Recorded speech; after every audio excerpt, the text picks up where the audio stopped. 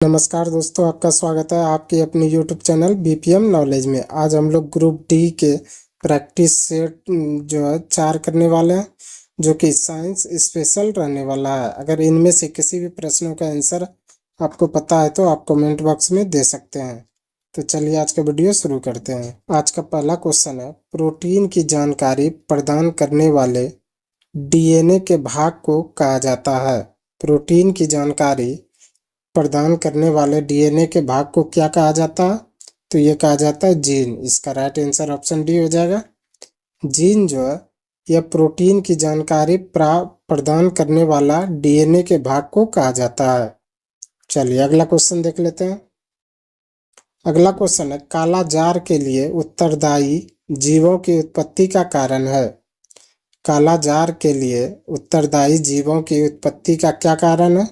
तो यह अधोमुखी युग्मक विखंडन। इसका राइट आंसर ऑप्शन बी हो जाएगा। अधोमुखी युग्मक विखंडन जो है यह काला जार के लिए उत्तरदायी जीवों की उत्पत्ति का कारण है। चलिए अगला क्वेश्चन देख लेते हैं।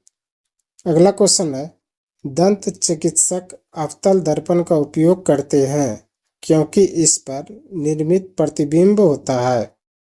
दंत चिकित्सक अवतल दर्पण का उपयोग करते हैं क्योंकि इस पर निर्मित प्रतिबिंब होता है। तो ये होता है आभासी और बड़ा। इसका राइट आंसर ऑप्शन बी हो जाएगा।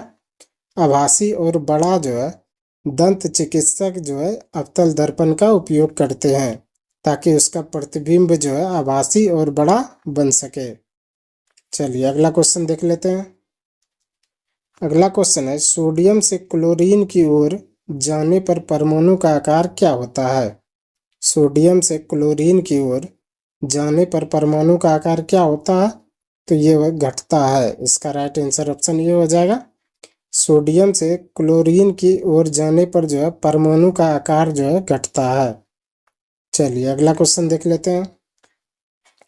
अगला क्वेश्चन है, कैल्शियम हाइड्रोक्साइड के विलयन से जब कार्बन डाइऑक्साइड गुजरती है तो बनने वाले अवक्षेप का रंग कैसा होता है?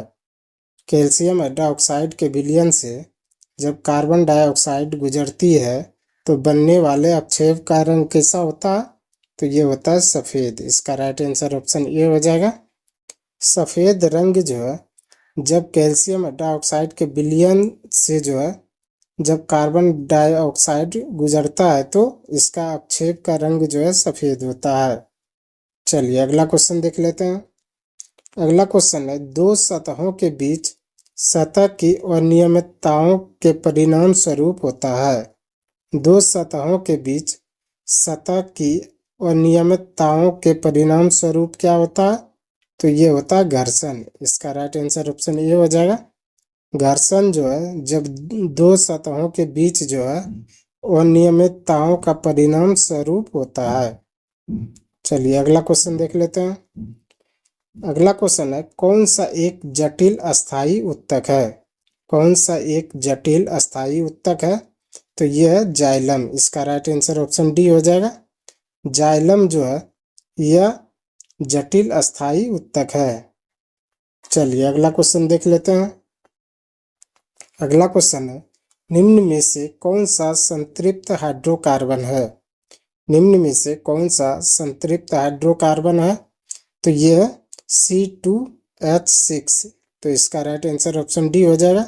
C2H6 जो है यह संतृप्त हाइड्रोकार्बन है जिसे कि इथेन कहते हैं। इसको भी याद रखिएगा।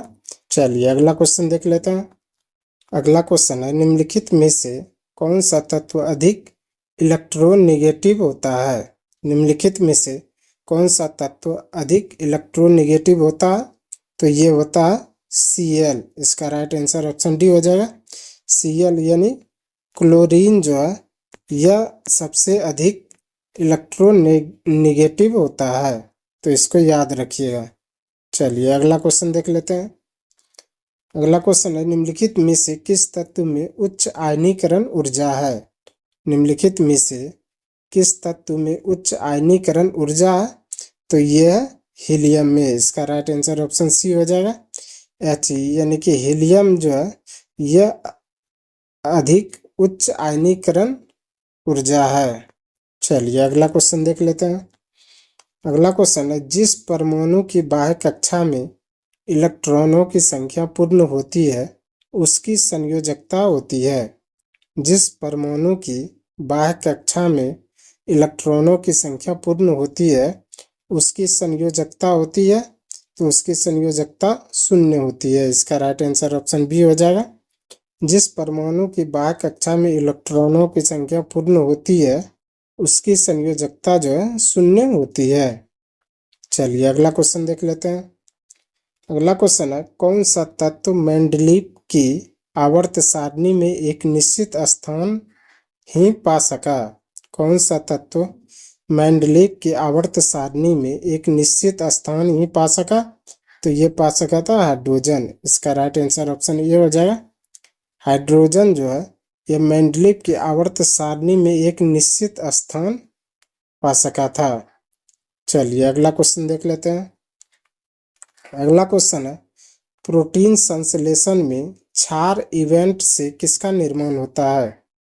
प्रोटीन संश्लेषण में क्षार इवेंट से किसका निर्माण होता है? तो ये होता है mRNA प्रतीका। इसका राइट आंसर ऑप्शन सी हो जाएगा। mRNA प्रतीका जो है यह प्रोटीन संश्लेषण में क्षार इवेंट में निर्माण होता है। चलिए अगला क्वेश्चन देख लेते हैं। अगला क्वेश्चन है, कौन सा उच्च तापमान पर आसानी से ऑक्सीकृत नहीं होता है? कौन सा उच्च तापमान पर आसानी से ऑक्सीकृत यानी जलता नहीं है? तो ये नहीं जलता है कौन? मिश्र धातु। इसका राइट आंसर ऑप्शन ये हो जाएगा। मिश्र धातु जो है यह उच्च तापमान पर आसानी से ऑक्सीकृत यानी कि नहीं जलता है। चलिए अगला क्वेश्चन देख लेते हैं। अगला क्वेश्चन है, जिन पदार्थों की गंध अम्लीय या क्षारीय माध्यम में बदल जाती है उन्हें क्या कहा जाता है? जिन पदार्थों की गंध अम्लीय या क्षारीय माध्यमों में बदल जाती है उन्हें क्या कहता है? तो उसे कहता है ग्रीन यानी ऑल्फैक्टरी सूचक। इसका राइट आंसर ऑप्शन ए हो जाएगा।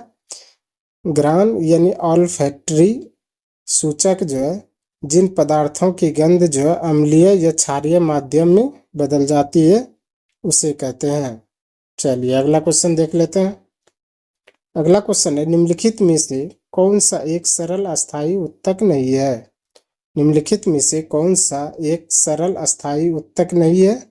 तो ये जाइलम नहीं है। इसका राइट आंसर ऑप्शन बी हो जाएगा। जाइलम जो है यह एक सरल अस्थायी उत्तक नहीं है। चलिए अगला क्वेश्चन देख लेते हैं। अगला क्वेश्चन है, वेक्टर द्वारा प्रतिपादित 5 किंगडम क्लासिफिकेशन में कौन सा समूह शामिल नहीं है? वेक्टर द्वारा प्रतिपादित 5 किंगडम क्लासिफिकेशन में कौन सा समूह शामिल नहीं है? तो यह प्रोटोजोआ। इसका राइट आंसर ऑप्शन सी हो जाएगा। प्रोटोजोआ जो है वेक्टर द्वारा प्रतिपादित 5 किंगडम क्लासिफिकेशन में शामिल नहीं है। चलिए अगला क्वेश्चन देख लेते हैं। अगला क्वेश्चन है, मुक्त रूप से गिरना केवल किसमें संभव है? मुक्त रूप से गिरना किसमें संभव है? तो यह निर्वात में। इसका राइट आंसर ऑप्शन डी हो जाएगा। निर्वात में जो है मुक्त रूप से गिरना संभव है। चलिए अगला क्वेश्चन देख लेते हैं। अगला क्वेश्चन है, शक्ति को किस रूप में व्याख्यात किया जाता है? शक्ति को किस रूप में व्याख्यात किया जा सकता है? ये किया जा सकता है कार्य करने की दर अथवा ऊर्जा स्थानांतरण की दर को। इसका राइट आंसर ऑप्शन बी हो जाएगा। कार्य करने की दर अथवा ऊर्जा स्थानांतरण की दर को जो है शक्ति के रूप में व्याख्यात किया जा सकता है। चलिए अगला क्वेश्चन देख लेते हैं। अगला क्वेश्चन है, निम्नलिखित में से कौन सा प्रकाश संश्लेषण के लिए आवश्यक नहीं है? निम्नलिखित में से कौन सा प्रकाश संश्लेषण के लिए आवश्यक नहीं है? तो यह है ऑक्सीजन। इसका राइट आंसर ऑप्शन डी हो जाएगा। ऑक्सीजन जो है यह प्रकाश संश्लेषण के लिए आवश्यक नहीं है। चलिए अगला क्वेश्चन देख लेते हैं। अगला क्वेश्चन है, टंगस्टन का गलनांक कितना होता है? टंगस्टन का गलनांक कितना होता है? तो ये होता है 3380 डिग्री सेंटीग्रेड। तो इसका राइट आंसर ऑप्शन ये हो जाएगा।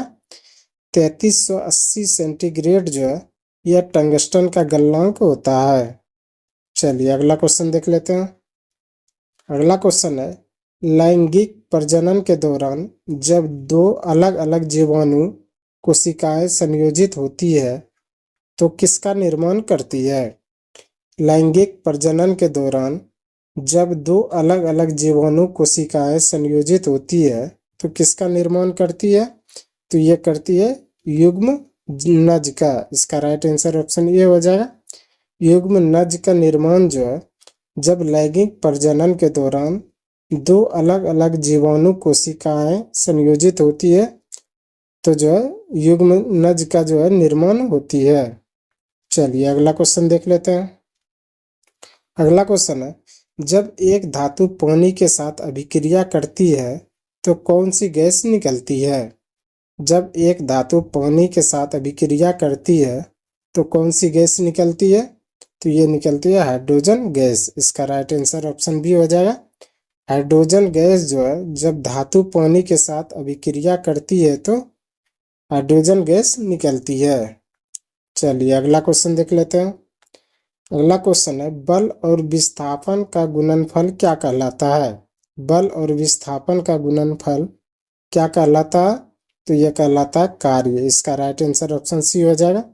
बल और विस्थापन के गुणनफल को जो है बल कहा जाता है। चलिए अगला क्वेश्चन देख लेते हैं। आज का अंतिम क्वेश्चन है, कोई धातु अपने आसपास उपस्थित नमी, एसिड इत्यादि किसके द्वारा प्रभावित होती है? कोई धातु अपने आसपास उपस्थित नमी, एसिड इत्यादि किसके द्वारा प्रभावित होती है? तो ये संरक्षण के द्वारा। इसका राइट आंसर ऑप्शन डी हो जाए। संरक्षण के द्वारा जो है कोई धातु आसपास उपस्थित नमी और एसिड इत्यादि जो है प्रभावित होती है। आज के लिए बस इतना ही। हमें उम्मीद है कि ये वीडियो आपको पसंद आया होगा। अगर पसंद आया तो प्लीज़ लाइक, कमेंट, शेयर और चैनल को सब्सक्राइब जरूर करें। धन्यवाद।